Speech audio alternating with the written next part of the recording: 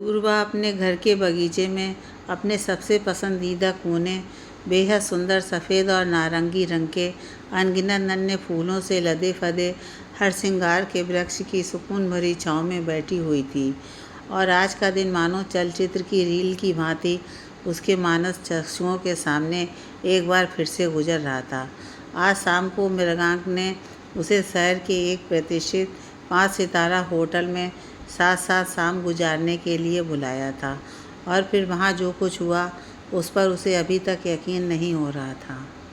Hotel में कदम रखते ही मृगांक उसके हाथ में हाथ डालकर उसे एक सुगंधित मोमबत्तियों, दिलनुमा गुब्बारों, दीवारों पर लगे उसके बड़े बड़े पोस्टरों और असंख्य लाल गुलाबों से गमकते महकते एक हॉल में ले गया, जहाँ उसके घुसते ही एक बेहद भावपूर्ण, दिल को छू लेने वाला मधुर और रोमांटिक गाना बजने लगा था। हम तेरे बिन अब रह नहीं सकते, तेरे बिन क्या मेरा वजूद। और अचानक ही मृगांक ने अपने घुटने पर बैठकर उसका हाथ थाम लिया। मृगांक ने उसका हाथ थामकर उस पर एक स्नेह चिन्ह अंकित कर उसे विवाह का प्रस्ताव दिया था। Will you marry me? जिंदगी के सफ़र में मेरी हम सफ़र बनोगी? यह सब देख सुन दूरबा इतनी अचंभित हो गई थी कि वह बुत सी बन गई थी। सब कुछ इतनी जल्दी हो गया था, वह कुछ सोच ही नहीं पाई थी कि मृगांक के विवाह के प्रस्ताव का क्या जवाब दे। और तनिक अटकते हुए वह मृगांक से बस यह कह पाई थी, अरे मृगांक, ये क्या बचपना है, हम सिर्फ अच्छे दोस्त हैं। उसने कहा कि अपने इस रिश्ते को मैंने कभी और किसी दृष्टिकोण से देखा ही नहीं। फिर तुम मुझसे 3 वर्ष छोटे हो, मैं तुमसे विवाह कैसे कर सकती हूँ? यह सुनते ही मृगांक का चेहरा सफ़ेद पड़ गया था। शायद उसने सपने में भी नहीं सोचा था कि उसके प्रस्ताव करने पर दूरबा उसे विवाह के लिए इनकार कर देगी। और अपने आप को संभालते हुए मृगांक ने उसे कहा था, यह तुम अपने मन से पूछो, क्या हम महज दोस्त हैं? उसके आगे कुछ नहीं। अगले सप्ताह मैं अमेरिका जा रहा हूँ। जाने से पहले मैं तुम्हें अपने नाम की अंगूठी पहनाना चाहता हूँ। यह तुम उम्र में अंतर की बात क्यों कर रही हो? यह महत्वपूर्ण है या तुम्हारे लिए मेरी चाहत? जहाँ तक मैंने अनुभव किया है, तुम भी मुझे चाहती हो। फिर ये हिचकिचाहट क्यों? हाँ कहो दूरबा, तनिक चिल्लाते हुए अत्यंत आवेश में मृगांक ने दूरबा से कहा था। लेकिन इस पर भी दूरबा ने मृगांक को कोई जवाब नहीं दिया था। और फिर इतना कहने पर भी दूरबा से कोई जवाब नहीं मिलने पर मृगांक का चेहरा क्रोध के अतिरेक से लाल हो आया था, और वह बाहर से बिना कुछ और बोले लंबे डग भरते हुए बाहर चला गया था। दूरबा का दिल यूं तेजी से धड़क रहा था मानो बाहर आ जाएगा। मृगांक के वहाँ से चले जाने पर ही उसकी धड़कनें सामान्य हो पाई थीं। आज वह जीवन के उस दुविधापूर्ण मुकाम पर आ खड़ी हुई थी जहाँ उसका हृदय उसे कह रहा था कि मृगांक का विवाह का प्रस्ताव ठुकराकर उसने अच्छा नहीं किया। वहाँ उसका दिमाग उससे कह रहा था कि महज हंसी ठिठोली के रिश्ते को जन्म जन्मांतर के बंधन में बदलना अक्लमंदी नहीं होगी। विवाह को लेकर उसने मनोमस्तिष्क में एक स्पष्ट रूपरेखा बनी हुई थी। किसी से भी विवाह करने से पूर्व वह उस इंसान के स्वभाव, व्यवहार, चरित्र को पहले अच्छी तरह से समझेगी, बूझेगी और फिर उससे रिश्ता जोड़ेगी। वह पारंपरिक ढंग से बिना किसी को अच्छी तरह से जाने समझे हरगिज विवाह नहीं करेगी, और अपने बनाए गए मापदंडों पर उसका और मृगांक का रिश्ता कहीं से भी तो खरा नहीं उतरता। यह सोचकर मृगांक को ना कहने से उपजी अपराध भावना कुछ कम हुई थी, और वह उठकर भीतर घर में चली गई थी। लेकिन मृगांक के आज के प्रस्ताव को लेकर उसके मस्तिष्क में भयंकर झंझावत आया हुआ था, और उसका मन पंछी बीते दिनों की पुरवैया के साथ उड़ चला था। पिछले 5 वर्षों से वे फ़ोन फ्रेंड थे। अभी तक मुश्किल से 5-7 बार मिले थे। हाँ, फ़ोन पर उन दोनों की बातचीत लगभग रोज़ ही हो जाया करती थी, लेकिन इसके बावजूद वह उसे जानती ही कितना थी। महज फ़ोन पर हुई बातचीत के आधार पर हुई अपनी दोस्ती के दम पर क्या वह मृगांक से ब्याह का प्रस्ताव स्वीकार कर लेती? फिर मृगांक उससे 3 वर्ष छोटा भी तो है। नहीं, उसके साथ हंसी मजाक कर लेने भर से तो वह विवाह जैसे गंभीर जीवन भर के रिश्ते के लिए तो हाँ नहीं कर सकती थी। अब उसे लग रहा था कि उसने मृगांक के विवाह के प्रस्ताव को ठुकराकर अच्छा ही किया। यही सब सोचते सोचते वह अपने पलंग पर लेट गई थी और एक बार फिर से उसका मन मयूर विगत दिनों के वन उपवन में कुलांचे मारने लगा था। उन दोनों का परिचय एक मित्र के घर पर पार्टी में हुआ था, जहां वह मात्र 1 घंटे में मृगांक के विनोदी और खुशमिजाज व्यक्तित्व का परिचय पा चुकी थी। दूरबा को उससे बातें कर लगा था कि कोई तो उसकी टक्कर का मिला। दूरबा स्वयं बेहद शौक, जिंदा दिल और मजाकिया थी। बात बात पर हास्य की फुलझड़ियाँ छोड़ना, हर बात को प्रयास के रंग में रंगना उसकी विशेषता थी। जहाँ भी बैठती अपने हंसमुख, बिंदास, बेपरवाह स्वाद से समा बांध देती। और जब वह मृगांक से मिली तो उसके हंसोड़ अलमस्त स्वभाव की कायल हो गई। पहले ही दिन मृगांक ने अपनी खुशमिजाजी से उसके हृदय के तारों को तरंगित कर दिया था। शायद यही अनुभूति दूरबा से मिलकर मृगांक को हुई थी। इसलिए पहली ही मुलाकात में वे एक दूसरे के मुरीद हो गए थे और फ़ोन पर एक दूसरे से बातें करने का वायदा कर दोनों ने एक दूसरे से विदा ली थी। अगले ही दिन शाम को मृगांक का फ़ोन उसके पास आया था और मृगांक से लच्छेदार चुहल भरी बातें कर दूरबा पूरे वक्त खिलखिलाकर हंसी से लोटपोट होती रही थी। इस तरह मृगांक का दूरबा के जीवन में प्रवेश हुआ था और फिर तो मृगांक रोज़ शाम को 7 बजते ही घड़ी की सुइयों के साथ दूरबा को फ़ोन करता और इधर उधर की बातें करता। अफसोस था तो सिर्फ इस बात का कि वे दोनों एक दूसरे से मिल नहीं पाते थे, क्योंकि दोनों के घर और कॉलेज दोनों ही शहर के 2 विपरीत छोरों पर स्थित थे। इसलिए दोनों फ़ोन पर बातें करके ही संतुष्ट रहते। यूँ देखते देखते दोनों की मेडिकल की पढ़ाई पूरी हो गई थी। इंटर्नशिप खत्म होने के बाद मृगांक पोस्ट ग्रेजुएट करने अमेरिका चला गया था। दूरबा की नौकरी अपने शहर जयपुर में ही एक प्रतिष्ठित अस्पताल में लग गई थी और यूं ही वक्त अपनी ही चाल से गुजरता गया था। दूरबा की विवाह योग्य उम्र हो गई थी। उसके घर उसके विवाह की चर्चा चलने लगी थी। आए दिन दूरबा की माँ उसे हर तरह से योग्य सुशिक्षित लड़कों की फ़ोटो और बायोडाटा दिखाती रहती। दूरबा ने अपने माता पिता से कह दिया था कि किसी भी लड़के से मिलने से पहले वह उसको अच्छी तरह से समझने बूझने के लिए पहले नेट पर उसके साथ चैटिंग करेगी और फिर स्वभाव मिलने पर ही उससे विवाह करेगी और फिर उसे अच्छी तरह से परखने के लिए कम से कम 5-6 महीने उसके संपर्क में रहेगी, उसके साथ घूमेगी फिरेगी। उसकी माँ ने 5-6 योग्य उच्च शिक्षित लड़कों से उसकी चैटिंग करवाई थी, लेकिन दूरबा 2-3 दिन से अधिक किसी भी लड़के से चैटिंग नहीं कर पाती। उसका किसी भी लड़के से बात आगे बढ़ाने का मन नहीं करता।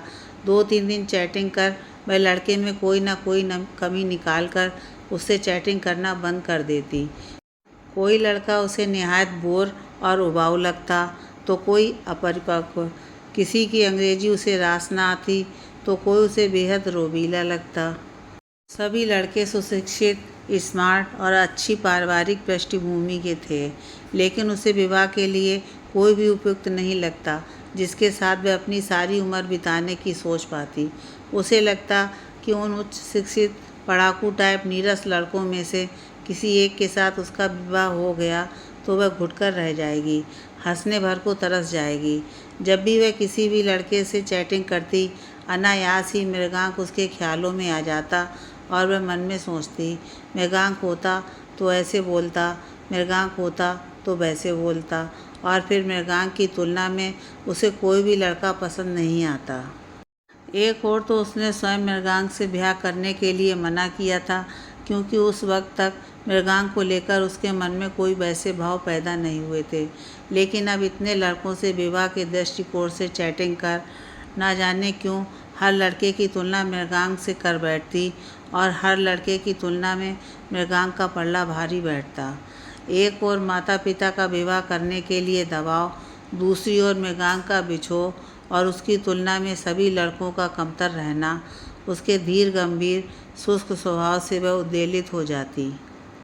उन्हीं दिनों न जाने क्या सोचकर उसने अमेरिका के कुछ कॉलेज में पोस्ट ग्रेजुएशन करने के लिए प्रतियोगी परीक्षा दी थी कि एक दिन उसे अमेरिका के ही एक अत्यंत प्रतिष्ठित कॉलेज में प्रवेश मिल गया था। इससे संबंधित ईमेल देखकर वह प्रसन्नता के अतिरेक से झूम उठी थी। वह कॉलेज मृगांक के शहर से मात्र 1.5 घंटे की दूरी पर था और अनायास यह सोचकर मन ही मन मुस्कुरा उठी थी कि अब एक बार फिर उसे मृगांक का सुखद सानिध्य मिलेगा। जब से उसे अपने कॉलेज और मृगांक के शहर के मध्य निकटता का पता चला, एक प्रश्न उसके जहन में कौंध उठा। क्या नियति भी चाहती है कि वे दोनों किसी रिश्ते में बंधें? और मन ही मन उसने एक निर्णय लिया था। अमेरिका जाकर वह मृगांक को एक जीवन साथी के पैमाने पर परखेगी और तौलेगी, और यदि वह उस कसौटी पर खरा उतरा तो वह उससे विवाह कर लेगी। नियत वक्त पर दूरबा अमेरिका चली गई थी। वहाँ पहुंचकर उसने स्वयं मृगांक को फ़ोन किया था और अमेरिका से पोस्ट ग्रेजुएशन करने के बारे में बताया था। लेकिन उसे बहुत आश्चर्य हुआ था जब मृगांक ने हाँ हूँ करके उसका फ़ोन रख दिया था और उससे अच्छी तरह बात तक नहीं की थी। मृगांक से बात किए उसे 3 वर्ष होने आए थे। उसने फिर 2-3 बार उसे फ़ोन किया था, लेकिन हर बार मृगांक उसकी लाइन काट देता और यह देखकर एक अजनबी अनजानी आशंका से उसका दिल धड़क उठा था। कहीं मृगांक की दोस्ती किसी और लड़की से तो नहीं हो गई। इसलिए उसने सोचा कि अब मृगांक के पास उसे जाना ही होगा और उसकी ओर दोबारा दोस्ती का हाथ बढ़ाना होगा। विवाह के दृष्टिकोण से इसे अच्छी तरह समझना बूझना होगा। अगले शनिवार दूरबा के कॉलेज का अवकाश था। उसने फ़ोन पर मृगांक से कहा था, मृगांक, मैं आज शाम को तुमसे मिलने आ रही हूँ। बोलो, कहाँ मिलना है? नहीं नहीं, आज तो मेरी एक फ्रेंड मेरे घर आ रही है। आज मैं तुमसे नहीं मिल पाऊँगा, कभी फिर मिलते हैं। यह सुनकर दूरबा का दिल आशंका से बैठने लगा था और डूबते हृदय से उसने मृगांक से कहा था, कोई बात नहीं मृगांक, मैं भी तुम्हारी फ्रेंड से मिल लूँगी। कॉलेज में अभी मेरे कोई फ्रेंड्स नहीं बने हैं। 2 दिन की छुट्टियों में मैं बहुत बोर हो जाऊँगी। मैं अभी दोपहर करीब 1 बजे तुम्हारे घर पहुंच रही हूँ। मृगांक से उसके घर का पता लेकर दूरबा उसके घर के लिए चल पड़ी थी। सारे रास्ते वह एक अबूझ उद्विग्नता से ग्रस्त रही थी। उसे डर सता रहा था कि कहीं वह उसकी गर्लफ्रेंड ना हो, नहीं तो उसे लेकर उसने जो सपने संजोए रखे हैं उनका क्या होगा। मृगांक के घर पहुँचने पर वहाँ उसका परिचय भाग्यश्री से हुआ था। पहली ही मुलाकात में भाग्यश्री उसे बहुत अच्छी लगी थी। देखने में अति आकर्षक, अपने आप में सिमटी सच्चाई, बेहद सरल स्वभाव की प्रतीत होती थी। भाग्यश्री से पहली बार मिलकर उसे ऐसा लगा था मानो वह उसे कितने समय से जानती है, लेकिन ना जाने क्यों भाग्यश्री का मृगांक के प्रति दोस्ताने से अधिक नज़दीकी का रिश्ता देखकर उसके कलेजे में एक भूख सी उठी थी। मृगांक और भाग्यश्री को साथ साथ देखकर उसे उन दोनों के बीच की गहरी दोस्ती का आभास हो गया था और उसे स्वयं अपने ऊपर आश्चर्य हुआ था कि भाग्यश्री की मृगांक से निकटता को देखकर उसे थोड़ी जलन हुई थी। मृगांक को बार बार भाग्यश्री से अधिकारवश बातें करते देख उसे बिल्कुल अच्छा नहीं लगा और वह पूरे वक्त अनमयस्क अनमनी सी दोनों की चहक भरी बातचीत सुनती रही थी और शाम होते ही घर वापस लौट आई थी। घर लौटकर वह सारे वक्त मृगांक और भाग्यश्री के विषय में ही सोचती रही थी। उसे उन दोनों को साथ साथ देख एक अबूझ से खालीपन का एहसास हुआ था, जैसे उसकी कोई प्रिय चीज़ खो गई हो। एक अजीब सी रिक्तता का एहसास हो रहा था उसे। उस दिन सारी रात वह बेहद बेचैन रही थी, लेकिन फिर उसने ये कहकर अपने मन को दिलासा दिया था कि उसके मृगांक के विवाह के प्रस्ताव को ठुकराने के बाद यह तो होना ही था। दूरबा ने यह तर्क कर अपने मन को समझाया था कि विवाह का रिश्ता तो ऊपर से तय होकर आता है। यदि मृगांक उसकी किस्मत में होगा तो वह लाख अड़चनों के बाद भी उसका होकर रहेगा। फिर अभी तो उसे उसके स्वभाव को भी परखना है। इस सोच ने उसकी विकलता पर अंकुश लगाया था और वह क्लांत मन नींद के आंचल में डूब गई थी। भाग्यश्री से मिलने के बाद के कुछ दिन बेहद दर्द में बीते थे। वक्त गुजरने के साथ अपनी भावनाओं का विश्लेषण करने पर उसे एहसास हुआ था कि वह मृगांक से अपनी सोच से कहीं बहुत अधिक गहराई से जुड़ी हुई है। जब जब वह मृगांक और भाग्यश्री से मिलती, मृगांक को हमेशा के लिए खो देने का एहसास उसे शिद्दत से कचोटता। शायद नियति ने उसके हृदय की आवाज़ सुन ली थी। उस दिन शनिवार का अवकाश था। अलसाई सी दूरबा सुबह सवेरे कॉफ़ी के घूंट ले रही थी कि मृगांक का फ़ोन आया था। उसने दूरबा से तनिक घबराई हुई आवाज़ में कहा था, दूरबा, आज तो तुम्हारी छुट्टी होगी, क्या तुम यहाँ आ सकती हो आज? हाँ, छुट्टी तो है, लेकिन बात तो बताओ, तुम इतने घबराए हुए से क्यों लग रहे हो? तुम्हारी तबीयत तो ठीक है? हाँ हाँ, तबीयत को कुछ नहीं हुआ है, बस तुम जल्दी से जल्दी यहाँ आ जाओ। फ़ोन पर मैं तुम्हें कुछ नहीं बता सकता। ठीक है, मैं अभी नहा धोकर निकलती हूँ और वहाँ पहुँचती हूँ। मृगांक के घर पहुँचते ही उसने उससे कहा था, दूरबा, ये भाग्यश्री को देखो, मुझे छोड़कर शादी करने इंडिया जा रही है। शादी करने इंडिया जा रही है? फिर तुमसे रिश्ता क्यों जोड़ा था? यही तो मैं कह रहा हूँ कि अगर मुझसे रिश्ता नहीं रखना था तो मेरे साथ इतना आगे क्यों बढ़ रही है? समझाओ इसे। तनिक आवेश में आते हुए मृगांक ने दूरबा से कहा था, दूरबा, मैंने तो कभी मृगांक से विवाह का वादा नहीं किया था, बस बहुत अच्छे दोस्त रहे हैं हम दोनों। हाँ, इधर पिछले कुछ महीनों से मृगांक मुझसे विवाह की बातें ज़रूर करने लगा था, लेकिन मैंने कभी उससे नहीं कहा कि मैं उससे विवाह करूँगी। मैं एक छोटे से कस्बे की एक बेहद परंपरावादी और कट्टर परिवार की लड़की हूँ।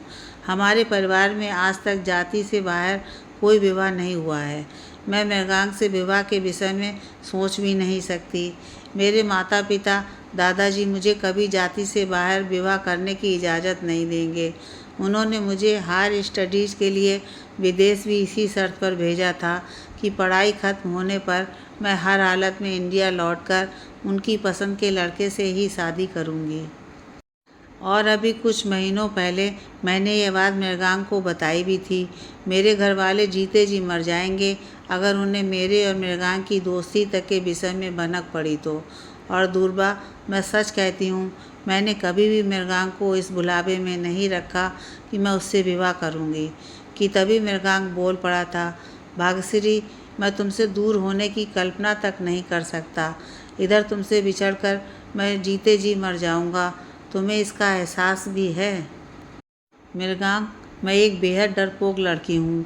माता पिता, घर परिवार की मर्जी के विरुद्ध जाकर तुमसे अंतरजातीय विवाह करने की ना तो मुझ में हिम्मत है, ना ही इच्छा। तुम एक बहुत अच्छे दोस्त हो, तुम्हारी दोस्ती मेरे लिए बहुत मायने रखती है। बेहतर होगा तुम मुझे विवाह के लिए विवश ना करो। मृगांक को यूं व्यथित देख दूरबा को एक ओर अच्छा तो नहीं लगा था, लेकिन दूसरी ओर उसे अत्यंत अचरज हो रहा था। यूं भाग्यश्री को मृगांक की जिंदगी से दूर जाते हुए देखकर उसे अपने अंतर्मन की गहराइयों में एक अबूझ में राहत का अनुभव हुआ था। मानो कलेजे पर से मनोभारी बोझ उतर गया हो। ऊपर ही ऊपर मृगांक के सामने उसने भाग्यश्री को समझाने का प्रयास किया था कि वह मृगांक से विवाह करने के लिए राजी हो जाए, लेकिन कायर भाग्यश्री में माता पिता के विरुद्ध जाकर इतना बड़ा कदम उठाने की हिम्मत न थी और वह ताजिंदगी मृगांक से बहुत अच्छे दोस्त बने रहने का वादा कर इंडिया वापस चली गई थी। यूं ही दिन गुजर गए थे। दूरबा ने भाग्यश्री के इंडिया जाने के बाद उस नाजुक दौर में अपने स्नेहिल सानिध्य द्वारा भरपूर भावनात्मक संबल दिया था। भाग्यश्री को भूलने में मदद करने में प्रत्येक अवकाश के दिन वह या तो स्वयं मृगांक के पास चली जाती या उसे अपने पास बुला लेती। मृगांक के संपर्क में आकर उसे अनुभव हुआ था कि मृगांक बेहद सरल स्वभाव का, दूसरों पर बहुत सरलता से भरोसा करने वाला इंसान था। स्वयं अपने और उसके दोस्तों की उसके प्रति धारणाओं का विश्लेषण करने पर उसने पाया था कि मृगांक जैसा सरल, निष्कपट और उसे टूटकर चाहने वाला और कोई लड़का नहीं मिलेगा। फिर उसके स्वभाव का विनोद प्रिय और हंसमुख पक्ष उसकी ज़िंदगी को अपार खुशियों के इंद्रधनुषी रंगों से सजा देगा। बस अब इसके आगे वह और कुछ नहीं सोचेगी और उसने अपना निर्णय ले लिया था कि मृगांक ही उसका पति बनेगा, जो उसके जीवन में पूर्णता लाएगा। बस अब उसे मृगांक को समय देना होगा, जिससे कि वह भाग्यश्री को पूरी तरह से भूलकर ज़िंदगी में उसके साथ कदम से कदम मिलाकर आगे बढ़ सके। भाग्यश्री को इंडिया वापस गए हुए 3 वर्ष से अधिक होने आए थे। वक्त के साथ मृगांक धीमे धीमे भाग्यश्री को भूलने लगा था। इस बार उसे दूरबा का अपने प्रति व्यवहार अत्यंत रहस्यमय प्रतीत हो रहा था। उसका आवश्यकता से अधिक दोस्ताने और प्यार से भरा व्यवहार देखकर मृगांक कभी कभी आश्चर्य में पड़ जाता और सोचता कि क्या यह वही दूरबा है जिसने एक दिन उसके विवाह के प्रस्ताव को बड़ी ही बेरहमी से नकार दिया था। लेकिन भोला मृगांक सपने में भी नहीं सोच सकता कि जल्दी ही उसके वीराने जीवन में दूरबा का प्रवेश होने वाला है, जो उसके बेरंग जीवन को अपने बेइंतहा प्यार और समर्पण के सतरंगी रंगों से सजा देगी। दूरबा मृगांक का पहला प्यार थी। उसके लिए अभी तक मृगांक के अंतर्मन की भीतरी तहों में कोमलतम भावनाएं विद्यमान थीं, जो बरसों पहले उसकी ना सुनकर मुरझा गई थीं। लेकिन अब वे भावनाएं दूरबा के प्रीत भरे केयरिंग एटीट्यूड से एक बार फिर से लहलाने को लालायित हो उठी थीं। लेकिन इस बार मृगांक दूरबा के प्रति अपने प्रेम का इजहार करने की हिम्मत नहीं जुटा पा रहा था। दुविधा में था कि दूरबा के मन में उसके लिए प्यार था या कुछ और दोनों एक मर्यादित दोस्ती की लक्ष्मण रेखा में बंधे एक दूसरे के सुखद सानिध्य में दिन गुजार रहे थे कि एक दिन दूरबा ने मृगांक को उसकी ज़िंदगी का सबसे हंसी सरप्राइज़ देने की योजना बना डाली। मृगांक की पहले की तरह बिंदास खुश मना स्थिति देखकर वह इस निष्कर्ष पर पहुंची थी कि अब मृगांक पूरी तरह से भाग्यश्री के बिछोह के दर्द से उबर चुका है और समय आ गया था कि वह उसके सामने उसके प्रति अपनी वास्तविक भावनाओं का खुलासा कर दे। अगली सुबह उसने शाम को मृगांक को अनोखे ढंग से विवाह का प्रस्ताव देने का मानस बनाया था। योजना के अनुरूप दूरबा ने अपने और मृगांक के कुछ घनिष्ठ दोस्तों को घर के पास वाले एक निजी सी बीच पर आमंत्रित किया था। उसने सी बीच पर ही एक शानदार बारबेक्यू पार्टी का इंतजाम किया था।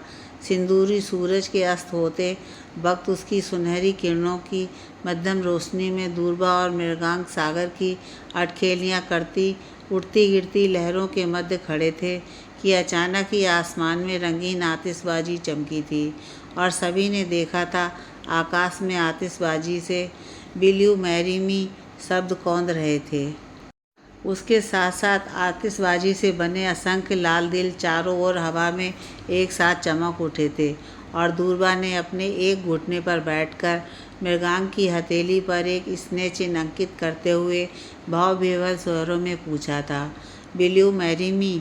अचानक मिली इस बेइंतहा अनपेक्षित खुशी से मृगांक हक्का बक्का रह गया था। क्षण भर बाद अपने आप को संयत करते हुए उसने मुदित मन मुस्कुराकर यस माई लव कहते हुए दूरबा को उठाते हुए भरे हृदय से उसे बाहों में भर लिया था और सारी कायनात इन दो प्रेमियों के इस मधुर मिलन पर झूम उठी थी। उनके इर्द गिर्द खड़े उनके दोस्तों ने ताली बजाकर खुशी का इजहार किया था। एक और प्रेम कहानी अपने सही मुकाम तक पहुंच गई थी।